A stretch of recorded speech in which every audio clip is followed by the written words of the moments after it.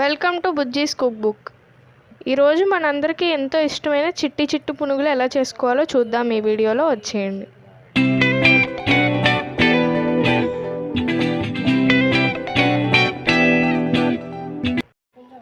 ముందుగా పునుగులు చేసుకోవడానికి ఒక 3 గరిటెల ఇడ్లీ పిండి, ఇంకా దాంతో పాటు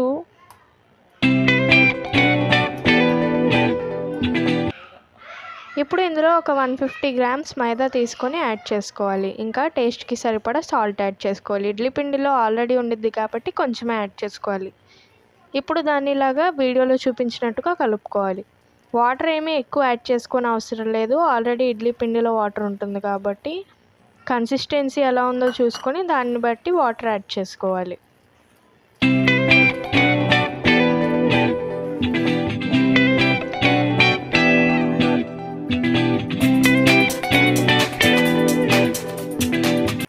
పిండి కన్సిస్టెన్సీ ఇలా వచ్చేదాకా కలుపుకొని ఒక హాఫ్ అన్ అవర్ దాకా పక్కన పెట్టుకోవాలి. ఇక్కడ ఇడ్లీ పిండే కాకుండా మీకు కావాలంటే దోశ పిండి కూడా యాడ్ చేసుకోవచ్చు. ఒక హాఫ్ అన్ అవర్ తర్వాత పిండిలోకి కొంచెం ఆనియన్స్ ఇంకా పచ్చిమిర్చి యాడ్ చేసుకోవాలి.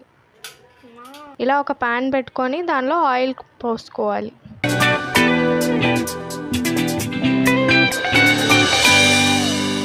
పిండిని ఇలా వీడియోలో చూపించిన విధంగా కలుపుకోవాలి.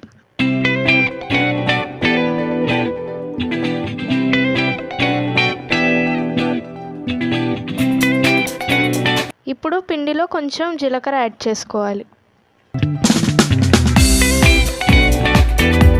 బాగా కాగాక ఇలా చిట్టి చిట్టి పునుగులుగా వేసుకోవడమే.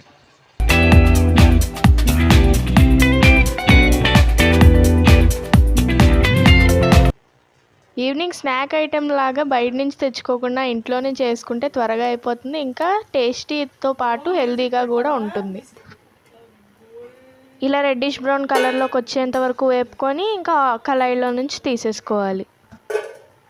వీడియోలో చూపించిన విధంగా మిగిలిన పిండితో కూడా సేమ్ ఇలాంటి ప్రాసెస్లోనే పునుగులు వేసేసుకోవాలి. ఈ పునుగులో నంచుకోవడానికి టేస్టీగా అల్లం చట్నీ, కారప్పొడి, వేరుశనగుల చట్నీ ఇలాగా అన్నిటిని నెక్స్ట్ వీడియోస్లో వస్తాయి. కాబట్టి మా ఛానల్ని సబ్స్క్రైబ్ చేసుకోండి, మా కంటెంట్ లైక్ చేయండి, ఇంకా ఇన్స్టాగ్రామ్లో ఫాలో చేయండి.